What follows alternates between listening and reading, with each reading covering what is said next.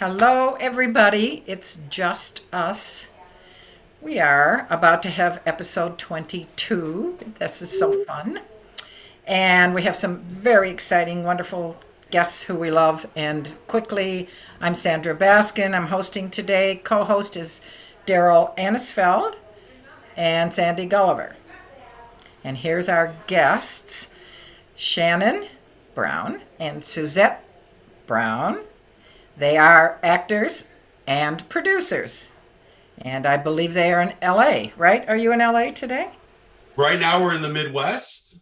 Oh, you're here. Oh, Oh, Yeah, so we came back for a couple of projects when the pandemic thing happened. that's what I thought. So we're keeping a place out there in LA as well, mainly for our office and for when we need a place to stay when we work out there. So you are But living in Chicago. That's what I thought, in the Chicago we're area. planting a flag back here. We want to raise our kids out here, so Good wow. worked move. out perfect. Good move. Like to hear And that. it's good news for us to have you nice and handy here. It is indeed. So So, thank you. welcome to both of you. Thanks so much for doing this with us. And how about We you appreciate start? having us. Great. How about you just start out and tell us about your beginnings, and then we'll have some questions, and everybody can pipe in with what they want to ask you. Skip over the embryo, Oh, though. okay. Just She said Skip to over skip the over the embryo. embryo part. That's good, Gerald, because that would have taken longer than 20 minutes. A yeah. little bit about ourselves. Yeah, go ahead. Well, I actually was raised out in the Midwest and a family of 7 children. So I've learned to have a voice, having that many people always to talk over. Many times I get reminded that I use a loud voice. But yeah, I split interest growing up, always something creative. And as I got a little older and in high school, started acting a little bit, continued in college. And then when we met, I was still acting, and I'm also a realtor. And we started our company in 2012. So Two9 Productions. So yeah, that's just kind of a quick overview, I guess. Yeah. I actually started acting on a dare in college. I had no interest in high school. I didn't think I had any interest in college, but I had a crush on a girl that was a theater. She was in theater, and my my way of hitting on her was to make fun of her. So because I didn't know any better, didn't have very good game back then. Probably don't now either. And then one thing led to another, and I was actually dared to audition for a play in college. Because of my massive ego at the time, I was so afraid of embarrassing myself that I actually worked really hard and ended up booking the lead. Caught the proverbial bug, as they say. Changed my major to theater the very next semester. Had a couple encounters and meetings with my modeling agents at the time. And she basically said that a theater degree is not going to help you unless that's all you want to do is theater. So then the following semester, I dropped out of school, moved to LA. The first time, did pretty good. Went through a divorce with my first wife. We had a child, wanted to move back. I totally understood, put it on hold. And that hold ended up being like 7 years. Suzette came back into my life, which was the biggest blessing I could have asked for. And that led to, I guess, my resurgence into the industry around 2010. Yeah. So that's everything except the embryo. That's the Reader's Digest version, Daryl. Well, how did you meet? Good. We actually met, Through a mutual friend. my ex-wife was friends with her best friend. That's actually how we met. But being the good girl that she was, being the good boy that I was, we were purely, strictly friends until I was newly single. And This then sounds that's when like we something. reconnected. This sounds a lot like a lot of your movies. Well, it's funny. She often says that say it's a that, movie. yeah, because it's just life. We kept being brought back together through the years. Very serendipity, and we actually had talked about that. Making a movie of how we met nobody and would everything. believe it. Nobody would believe it. Yeah. So It's a pretty fascinating story. Mhm. We just kept, like she said, running into each other, unplanned, unintentional, and it just seemed to keep happening at the right time, until it finally stuck. yeah. And now you've been married, what, 15 years? We got married in 06. Yeah. Yep. So, and we met. That's pretty good. Yeah, that's pretty math. spot on. Yeah. Well, I'll tell you what, my math isn't that good. I looked it up. Oh, okay. You did your research. Well Mhm. done. Yeah, Like the true professional you are. yes. So, okay, so you said you're from the Midwest and you came from a family of 7 children. hmm Where exactly, without pinpointing it to the exact address, what town? Sure. Bristol, Illinois. Oh, So that's I don't know out where by that is. Yorkville, Aurora, Montgomery. But that's where, you We'll know, let her take this for a second. I'm really gonna try and do something to fix this light over oh, here. sure. Mhm. but yeah, since basically 3rd grade on, but before 3rd grade, my father, he was a pilot. So he was a captain for United, but previous to that, every like 6 months to 2 years, we would move. So I was born in Tracy, California, and ended up living Michigan. We lived in Georgia, we lived in Missouri before we kind of landed in Illinois. And then from there, we just stayed actually until not too long back, about 2 years ago. One of my sisters passed and my parents ended up moving. So, but otherwise, long time out in Bristol, Illinois, growing up. So, Did you say your father was a United pilot? yeah, he was a captain for United. Wow, because I flew for 33 years for United Airlines as a Oh, flight you attendant did? out of Chicago. Did he Okay. ever fly out of Chicago? Yeah, O'Hare. He was stationed at O'Hare. Okay, well, we may have flown together. Yeah. Cool. I'm sure you probably had to have. probably. Mhm. Where are you now, guys? What part of, where are you? Right now we're in Crown Point, Indiana. Oh, Oh, Yeah. is that kind of by where CJ Juliana? Very yeah, close. yeah, yeah. Yeah. Oh, Very wow, close. 2 power couples right in the same area. Yeah, they were actually the ones that motivated us to come out here. Mhm. They had told us all about it, and yeah. Well, they better invite you over to that beautiful setting they have on the lake. It's I'm sure they've gorgeous. been there. Yeah. They're probably sick of me out by now. Oh, yeah, okay, I figured that. It So- is Whenever I can beautiful. smell Craig barbecuing, Yeah. I find a way to just kind of, hey, I was in the neighborhood. Shannon, tell us about your current film. Aren't you doing something right now? Yeah, which one? The one that just got released. The one that just got released. Okay, so 2 recently just released. Craig and Larissa, who we were just talking about, their Misadventures of Mistress Maneater, which is now available free on Amazon Prime. That was a fun, very smart comedy. I play a character that anybody that's really familiar with my work would probably not be used to seeing me in. So it's a very fun, kind of off the beaten path character for me, which I loved. I play Larissa's gay best friend. So that's Oh, available what now fun. on Amazon Love Prime. it. And then last week we released Without Grace, which is a faith-based, somewhat, I wouldn't say really faith-based, but it's a romantic drama based on a true story, written and directed by Matthew Cicala. Mhm. And that's available on Fandango, Amazon, all the streaming platforms, video on demand and the such. And we're in pre-production on 2 more projects, and we're actually almost done with post on For Hannah, which is a kind of a crime thriller. I don't want to give too much away on that one. Don't. Yeah, but that one will probably, that's written and directed by John Wesley Norton.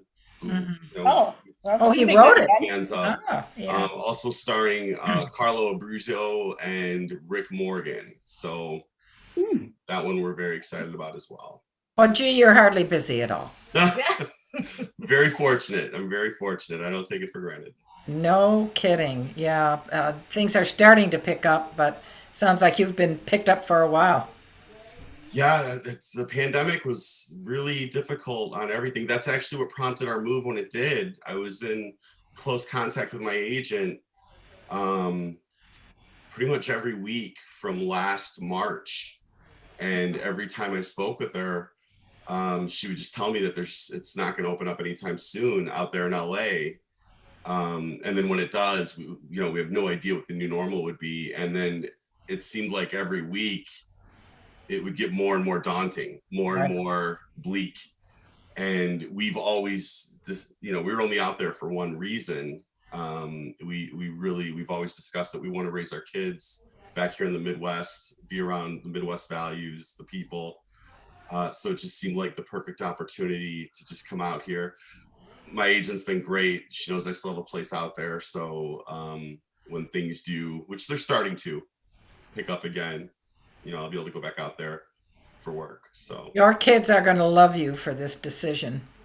I hope so. I know It'll the take some. grandparents do. It'll take some time for them to figure it out, but I bet they'll. Yeah. They do. They're very excited to be back to the Oh, Midwest. That's So, wonderful. yeah. Some of the superficial, fake, shallow elements, that we all know is out there. Yeah. They were already starting to feel that and see that. And, even they're only 14 and 10, but they were still very aware of that and the difference between being out there and being here in the Midwest. So we didn't get any resistance when we told them that the family was moving back.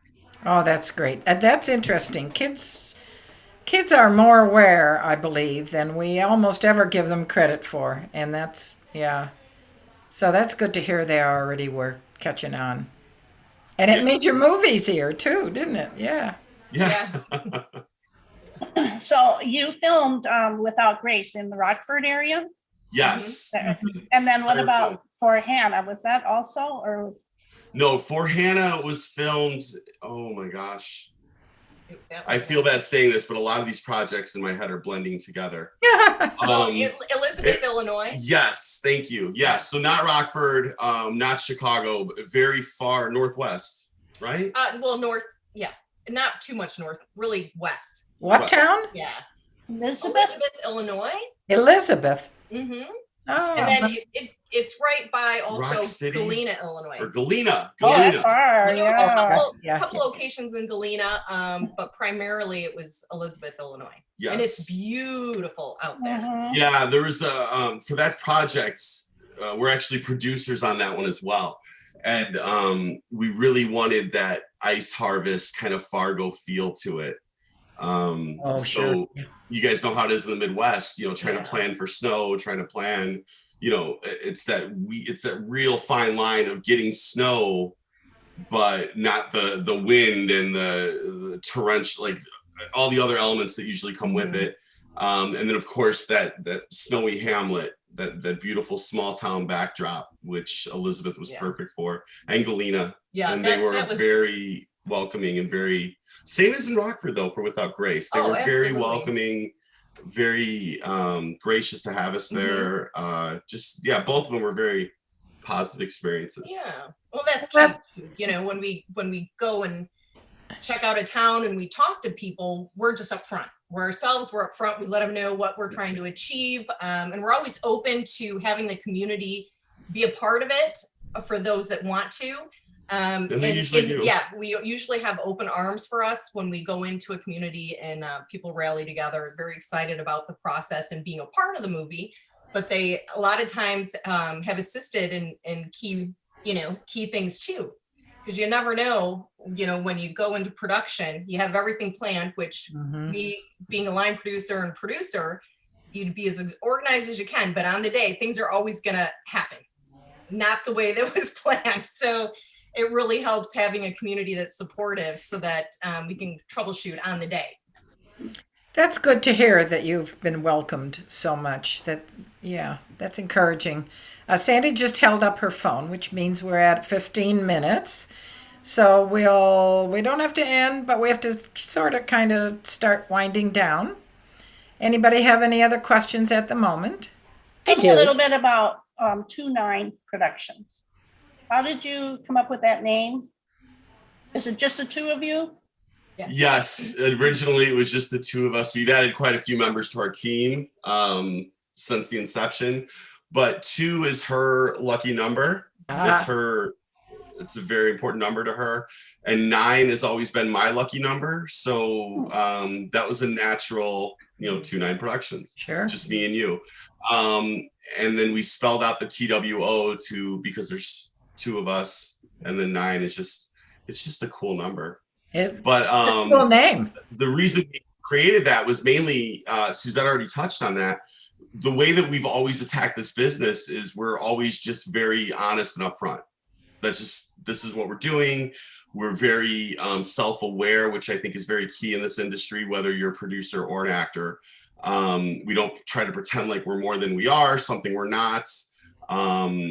It's just, you might not like what we say, but you're going to always leave a conversation knowing that we were honest. And that's just the way we are. We're just very upfront. And it's actually a trait and a value that we crave in other people that we work with or even encounter. Yeah. Just no fluff, none of this act as if or fake it till you make it, like none of that stuff. Just very right to the point. That's what we know about you already, but I'm glad you're saying it because other people may not know that. Daryl, you had a question too, also.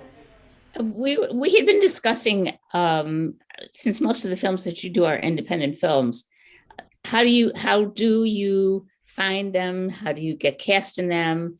Do usually the writers get in touch with you, or does somebody bring you a script? That's a really good question.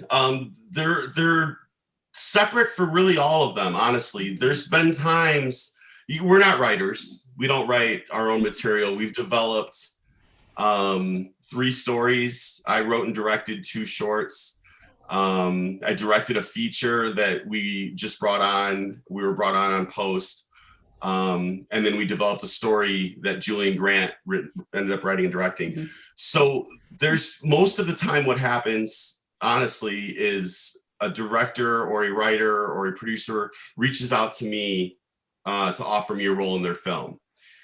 So what most people don't know about me is whether we're producing it or not, if someone reaches out to me and offers me a role in their film, not only do I read the script, but I let her read the script. I value her opinion greatly. And also as my wife, I want to make sure there's nothing in there that is going to upset her or really just, she's so much better at evaluating like what my strengths and weaknesses are or what might be good or bad for my career, even than I am myself. So when that process happens, most of the time I just accept the role. I'm an actor only on it. 2-9's not involved. But there's times where she'll read something and I'll read something and we'll see a lot of potential in it. And that's actually what happened with Without Grace, was we saw a lot of marketable potential with that. So then when I accept the role, I'll then go to the director and say, hey, how do you feel about my company coming on and helping produce it? Mm-hmm. And then our name ends up getting attached to it. And, you know, we do our work as producers. But that's actually more of our projects as a company than not. It's very rare that we develop a project from nothing and end up producing it. Ironically, For Hannah is one of those exceptions. That's one that we developed ourselves. Shannon. Yes. Let's say you didn't have these people coming to you. Yes. And you were searching. I kind of think this is where Daryl was going. Correct me if I'm wrong, Daryl. You were trying to find a way to search for independent films to possibly be involved in, not your production company, but as an actor. How would you be doing that search? Just as an actor only? Yes. Most of it is through my agent. My agent actually would find most of the work. Yeah.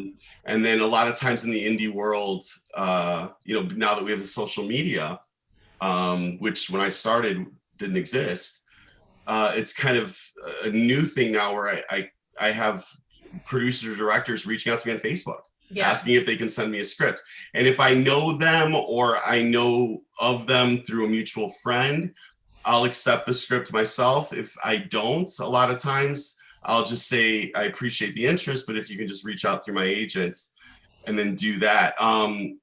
The other thing is self-submission, which I still do that as well. I'm not just offer only anymore. I still do the grind. I'll go on Actors Access or Good. backstage and I submit for work.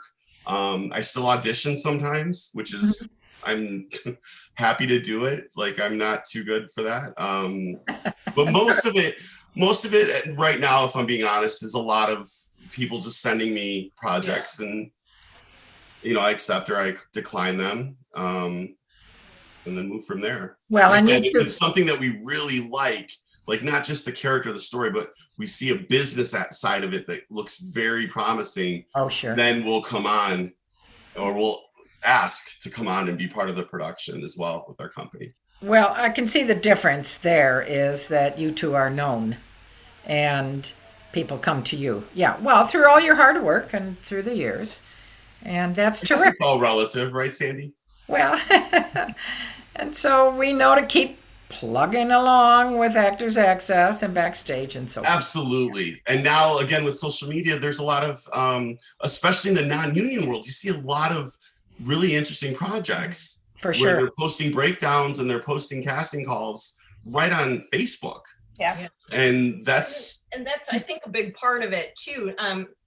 For anybody that's out there, looking to continue getting work, like Shannon's very passionate, he's very driven, and when you got back into the business, for anybody else that's trying, you get out there, like you said, self-submit, you go to the auditions, and you just naturally, communicate with people that are out there. And once you start doing the work, I think the big key is targeted networking, as opposed to just good point. Yeah. As opposed to just, well, I'm going to go to this meetup group, or I'm going to go to this mixer, or I'm going to go to this party because someone posts on Facebook, and you're kind of just all out there, and it's not targeted, right? So the main reason I think the early success came for me in 2010 was I noticed you guys had Chris Agos on here. Yeah. I'm a huge fan of. And many might not know, Chris is a big reason why I was able to have a smooth transition back into this business and in the Chicago market. Because I came in with no ego whatsoever, none. Like when I went into acting studio and I spoke with Rachel Patterson, I'm like, I forget my resume from LA, I want to start from the bottom. I want to do this. I want you to guide me. I need to get better. Today, as I'm sitting here talking to you, I need to get better. Like I have always had that mentality. And the great thing about the acting studio is they don't just sell classes. They make you audition. They sure do. And they put you where they feel your skill set or your level of experience or whatever, they put you into that class. So a lot of the beginner courses, I was fortunate enough to skip, which is a big time saver. It's a big money saver. And she put me right in with Chris. With other working actors. Perfect. And Chris Agos is brilliant. I know he's written 2 books. I hope he writes 20. He's just a brilliant, not only talent, but instructor, just the way his mind works. And I just went in there completely stripped down raw, and people like Adrian Curry, Matt Miller, Chris Agos, they're the reason I was able to have success as quickly as I did. Bottom line. Without them, the grind would have been much more than it was. That's terrific to hear. I love that studio as well, that acting school. Yep. They got it right. Yep, they did. And just so we get it right, it's probably time for us to carry on. And you two are quite a team. I'm impressed. You're a perfect blend. We are. Yeah. That was a great description, what you said, that Suzette reviews things. And yeah, that was terrific. She's such a brilliant mind when it comes to this business. So very, very lucky to have her, not only in our company, but just in my life. In your life, of course. Yeah, she's likewise. She knows a lot more than I do. I'll tell you that. Okay, we're going to put a big heart over all this now. Oh, ladies, thank you so much for having us. Thank you for having us. This has been great. They've been very pleased to have you. Thank you so much. It was wonderful, and thank you both so much. Have a great rest of the holiday weekend, and hopefully we'll see you soon. Yes, I'm Well, be sure sure we to will cross watch. paths. Yeah, be sure to watch Without Grace. I saw it this past week on Amazon, but it is all over the streaming services. Without Grace. And Thank you, then Sandy. leave a review. Thank you, Sandy. And Sandy will post the information about the information you gave us in the beginning about your current films and so forth on Facebook. Thank you. We appreciate that. For sure. Okay, guys, time to say adios. Thank you again. Bye, ladies. Bye. Thank you. Bye. Thank you. Bye-bye.